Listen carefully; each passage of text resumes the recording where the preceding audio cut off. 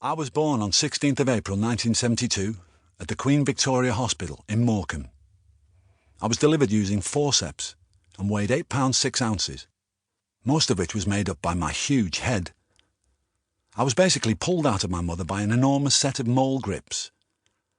Apparently, back in the early 70s, the normal thing to do was to put you in an incubator when you first arrived. When they carried me back to me mum, after I'd been cleaned up and sorted out, she took one look at me and said, "What's that?" I had a massive head which, even after half an hour in the incubator, was still covered in marks from the mole grips. They told her I clearly hadn't wanted to come out yet, and that it had taken a fair bit of work to pull me out. Me and my mum still laugh about how shocked she must have been when she realised she'd given birth to a baby with a moon head. Less than 2 miles from the hospital was 52 Granville Road, the McGuinness family home at the time. A 3-bedroom terraced house. It's 2 streets back from the promenade in Morecambe, and less than 10 minutes from where you catch the ferry to the Isle of Man.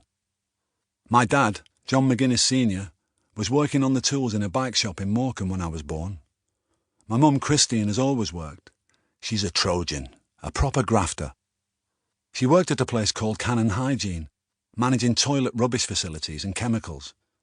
I can't remember too much about the early days, but from what I've been told, I spent a lot of my time getting dropped off at my nana's house while my mum and dad were out working. The connection I had with my nana was massive, and I suppose it started before I can even remember. 3 years after I was born, my brother Andrew came along. We shared a room, had bunk beds, and spent a lot of time together, but it was clear from an early age that he was a bit of a nutter. He was the kind of kid who, if we went to the zoo, would have his hand over the fence trying to stroke a tiger. He was just fearless. I found him once floating face down in Sandyland's swimming pool on the beach in Morecambe. He was just a toddler and had clearly climbed in for a little swim, unaware of the dangers. I don't think my mum or anyone else had realised that he was in there. I'd like to be able to say I leapt in and pulled him out like a hero, but in fact, I just pointed and shouted, "Look, Mum, Andrew's swimming." My mum leapt in without a thought and pulled him out in a flash. Who knows how close to drowning he was?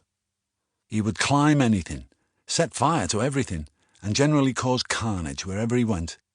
If he wasn't sticking pencils up our Alsatian's nose, he was trying to ride the thing round the house.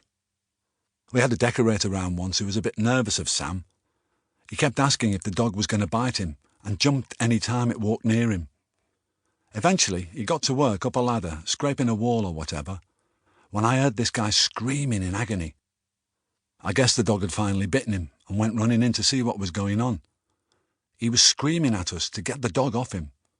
But when I ran into the room, it was my baby brother who had his teeth buried in the painter's arse. We had to peel him off.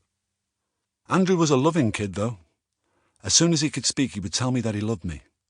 He still does now when I see him. I'm a bit weird when it comes to expressing myself to anyone, apart from my wife and kids, but Andrew's never had a problem with it.